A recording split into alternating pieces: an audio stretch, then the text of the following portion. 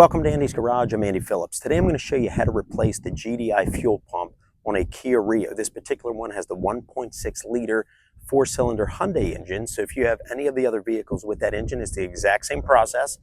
Now what I'm going to be doing for this one, I'm actually not putting a new GDI in it. I need to remove it to do some other work, and then we're putting it back in.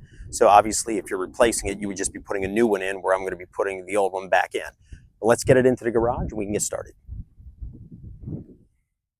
Now, before we start, the first thing we want to do is disconnect the battery. So we're going to take the negative battery cable off.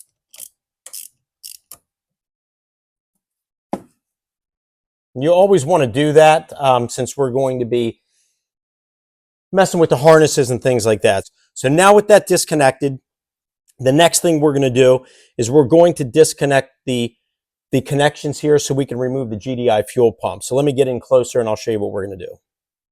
Now make sure you have eye protection, because with this particular vehicle, there's no way that I'm aware of, at least, to release the fuel pressure. With other vehicles, there's a Schrader valve where you can release it. You don't have it here.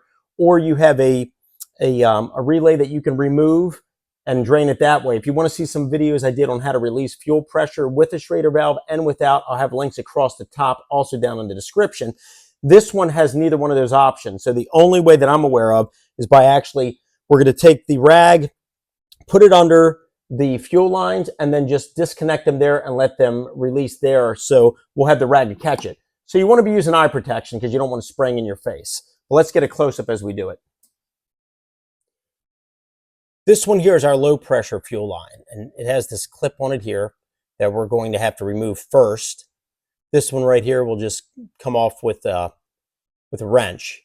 Now, we have these two harnesses here. You have this one and this one that I'm going to disconnect now just to give us some better access. So to do that, push down on this, just wiggle that off. Put this out here, put it out of the way. Then we'll come to this one.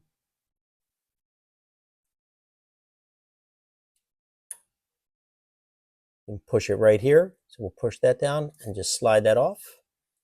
And same with this one. Bring it here, get it out of the way as well.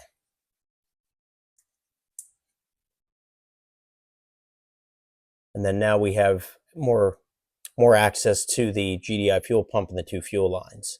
So we're going to remove this little safety clip first. You want to be careful you do not break these. They're very delicate. I've broken them in the past, and then they're hard to come by. You need to get them through the dealership. So let's bring here closer and I'll show you how we're going to remove it. If you pull it right here at the top, just lift it up gently. Now we can rotate it so we can see it better. And just be very careful. It's very brittle. And now you have more access to see what's going on. And then you can just pull this. Very gentle. Okay, that's off. And then we'll fold this back gently because, like I said, I've broken these in the past. And there we are. We'll put this over here so we don't lose it. Now, to disconnect this low pressure fuel line, they do make a key that you can slide over it to pull it off. I just use just a little pry bar and just pull back on the tab and slowly pull the line out. But before we do that, we're going to get our rag. I'm going to tuck it underneath. So let's get a close up. We'll put that in and then we'll remove it. Probably not a bad idea to, let's remove this. Remove the harness here off of that cylinder 4. We'll push that off here to the side. Get that out of the way. And this is the little ring that we're going to push back right here, this little locking ring right here. You'll slide that back and this will come out. So we're going to put this rag underneath because we don't want gas flying all over the place. And we'll put it under both because then we're going to come underneath this other fuel line as well and disconnect that one as well. So now with everything patted in, we'll bring this in. Just gently pull back on this. There we go. Now that we've disconnected it, we can gently pull it out of the way.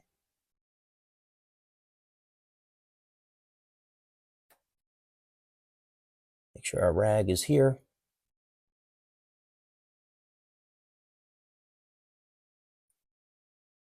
Okay, that one's off. Next, to disconnect this, we're going to use our 19mm wrench. And we're going to go ahead and undo that. There we go. Now we can just undo it by hand once you break that. Pull this line out. Now this one,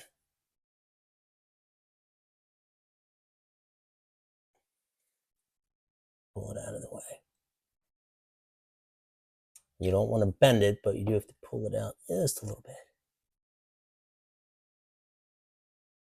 There we go. And that's it. Just enough out so we can now get this GDI fuel pump out of here. Now the GDI fuel pump, it's held on by two 10mm bolts. You have one here in the front. And then if we come here, on the back side is another 10mm. That's where this 3-inch extension comes in handy.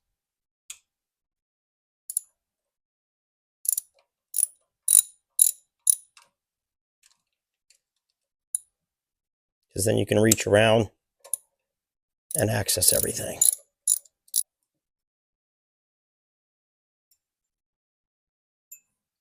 That's one. We'll put that in a safe spot.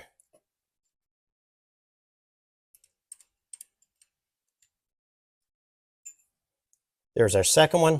Put that in a safe spot. Now, this comes right out.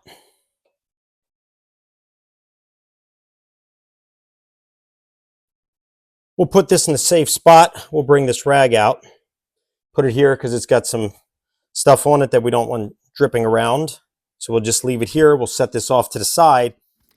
Next, if you're going to be replacing your roller tappet, you want to make sure that you remove that by pulling it straight up out of the valve cover. And then once we have that out, you can see what it looks like right here.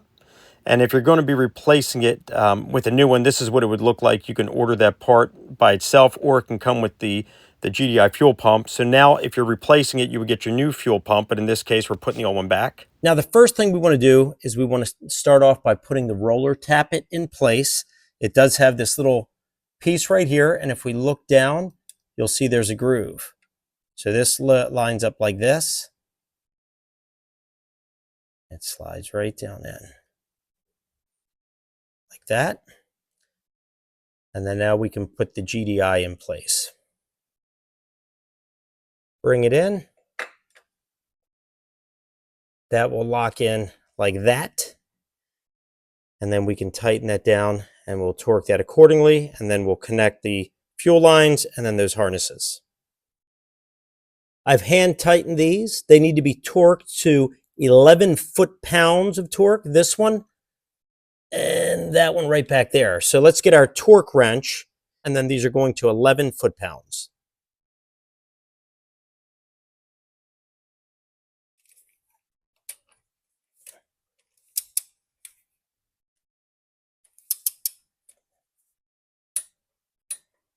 Okay, let's do the one here in the back.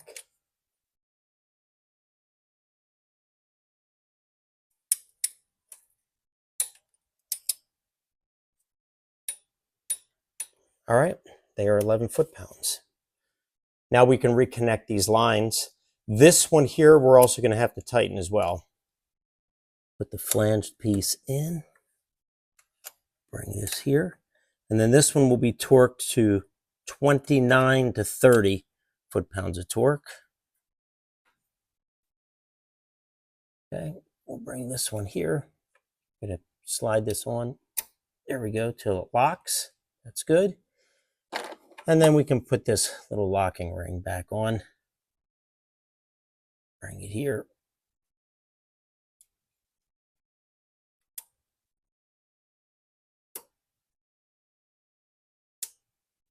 There we go. And that's locked on there. And I'm going to torque this and then we'll be back. Now to torque this, you want to use one of these open-ended torque wrenches as shown here. Okay, that's been tightened up and torqued. Now let's bring these harnesses in. that one in place. Bring this one here. Connect that one. And I think we are good to go. So the next thing we can do, let's connect the battery.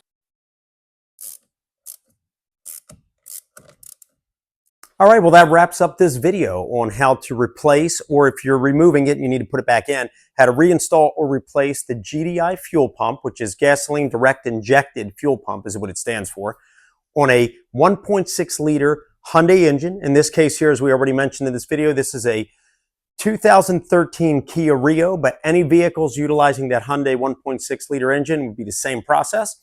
I hope that this video was informative for you. I hope that it helped you out with any projects you're dealing with where you need to remove that or replace it. But please send me any questions and comments. I would love to hear from you. And as always, I appreciate all the support. So please like the video, subscribe to my channel, and I'll see you next time.